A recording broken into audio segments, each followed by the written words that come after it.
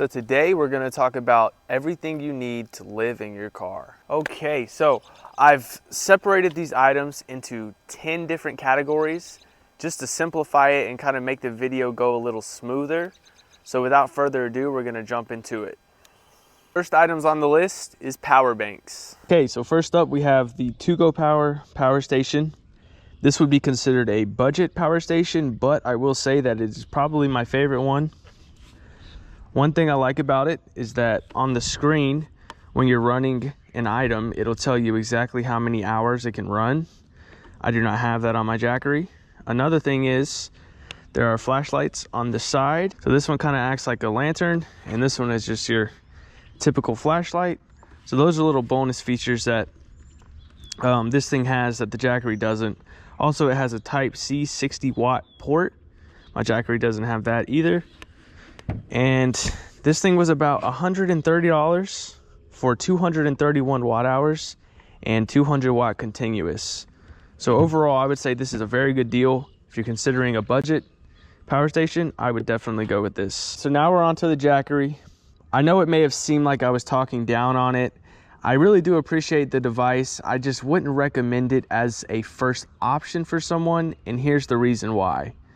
To start off, it has a lithium-ion battery and not a lithium phosphate. For those of you who don't know, lithium phosphate batteries have way more cycles than a lithium ion. I believe a lithium ion has around 500 and lithium phosphate has around 2,000 to 3,000. So don't quote me on that. Those are general numbers. But yeah, Jackery kind of pioneered the way for power stations. They were really the first major brands to come up. But if I would have to recommend a different brand to buy your first power station, obviously if you're not looking to go budget, I would look into Bluetti because they have lithium phosphate batteries. EcoFlow is good as well, but they also have lithium ion. So you really just got to do your research and make a decision from there. All right, next we have this solar battery bank. Believe it or not, this thing's actually 70 watt hours packed into this little thing. I like it because it's just feature packed. First of all, you can set it down all day and it can charge via solar, although that's not a fast way to charge. If you're in a jam out in the middle of nowhere and you need power, that'll do. So if you flip it over to this side, you have two USB out ports. You have a Type-C in port, a micro USB in port, and a Type-C out or in port.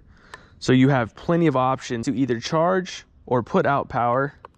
And that's the main reason why I like this thing. It's compact, it has more than enough features, and it actually has a large battery pack. Okay, next up we have windows. These window covers are from WeatherTech.com. It's one of the major car accessory brands on the market. They're about $140. They have a reflective side and a blackout side. The reason I would recommend these window covers is because they not only reflect the sun, but they also act as a blackout and an insulator, which are two very important things when you're living in a car. Now, you don't have to buy the name brand. I see a lot of people make their own, and I really respect the ones who do. I'm not as crafty, so I just decided to get these. I've had them for almost 2 years now, and as you can see, they hold up just fine. Next, we have these window screens. I got them on Amazon.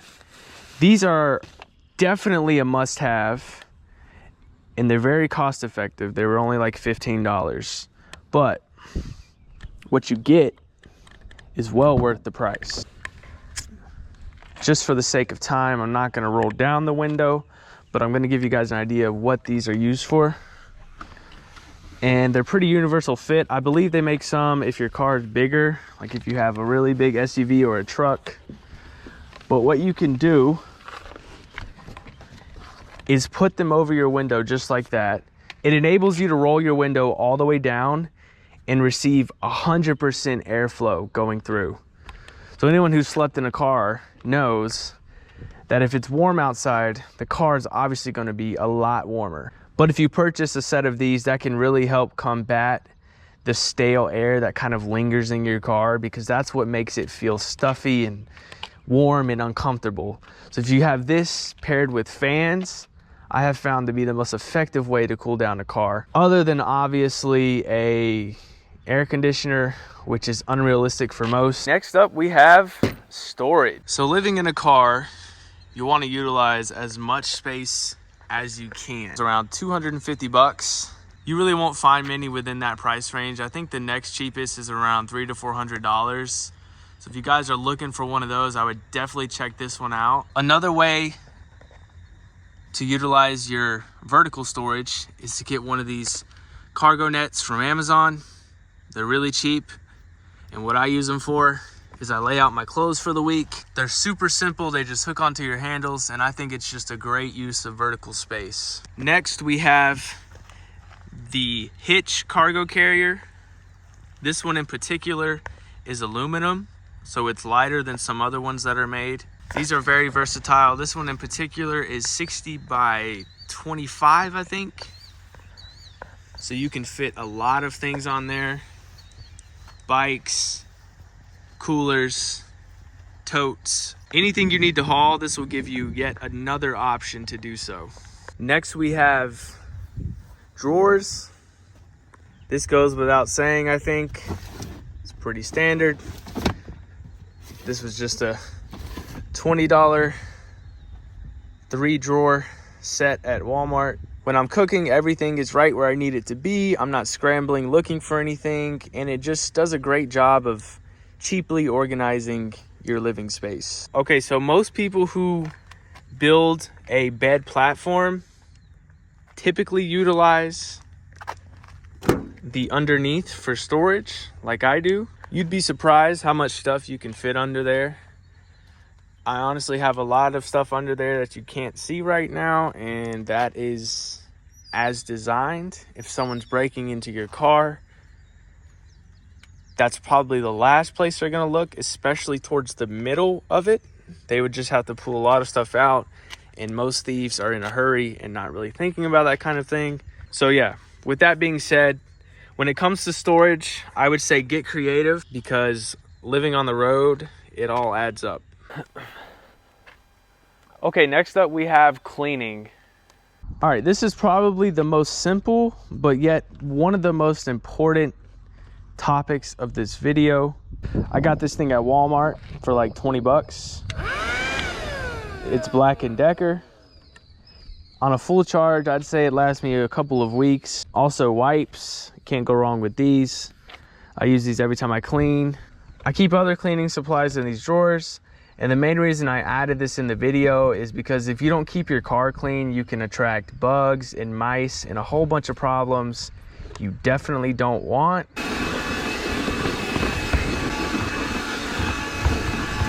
So as you guys can see, the vacuum works very well. Another way I keep things clean and tidy is this headrest trash can I got on Amazon. This thing was only 5 bucks on sale. And it even has pouches where I keep vitamins, my toothbrush, you know, some floss picks, and it has a pouch. It's 100% leak proof. Get one of these. I mean, for $5, there's really no excuse. Next, we have lighting. Oh, believe it or not, I have a lot of different lights for a lot of different uses. To start off, I have a standard flashlight. It is rechargeable. It's one of those as seen on TV items. Next up on the list, we have just a basic lantern. This is what I started out with when I started doing this. These are fine. I really don't like the batteries though. They don't last as long as you would like. And of course, you have to pay to replace them. Next, we have this little 12-volt socket light. This is just one of those emergency things. If you're stranded somewhere, you know, you can charge it on the go. Really, it's just a novelty item. I got it because it was cool and it was really cheap. Next up, we have my headlamp. This is also rechargeable. And what I use this for is when I'm in camp, if it's dark, I'm cooking, I'm setting up a tent, doing something like that. This is a more versatile light. It's hands-free. Next up is my favorite light. This is also a lantern. It's also rechargeable.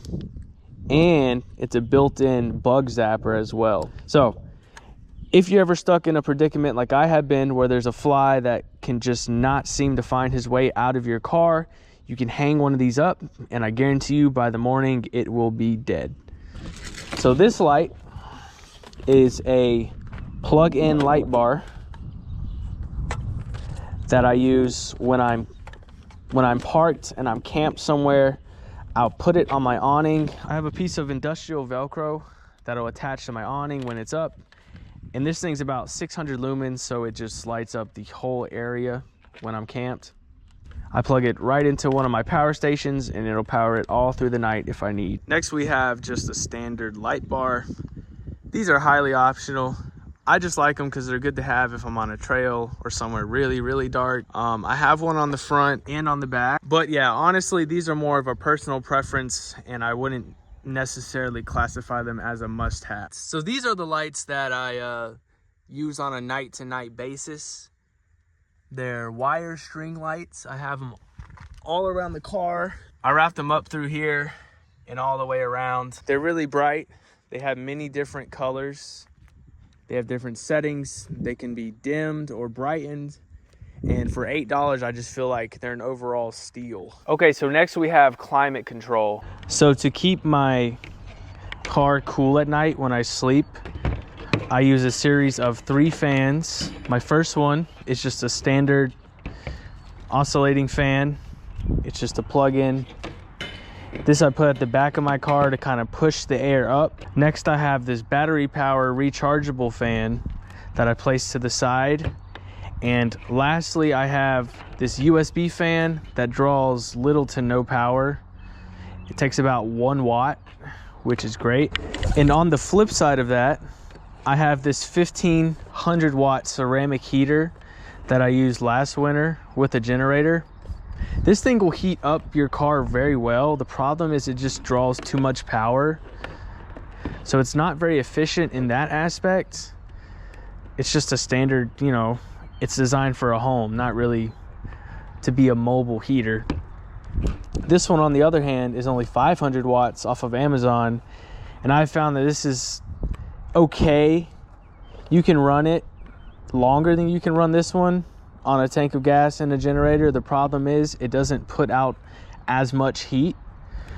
So given my experience with it, I would say if it gets below about 25 degrees, this heater becomes kind of pointless. It can maintain the temperature to about 40, but I've had it in the high 30s and low 40s and have it 70 degrees in my car. So with that being said, if you're in a mild climate, this would be great. Your other options would be a Mr. Buddy heater, but I found the problem with that is because it burns propane, it creates moisture, and it can have a lot of condensation on your windows and on your doors of your car, and really create kind of a sticky environment if it's too enclosed.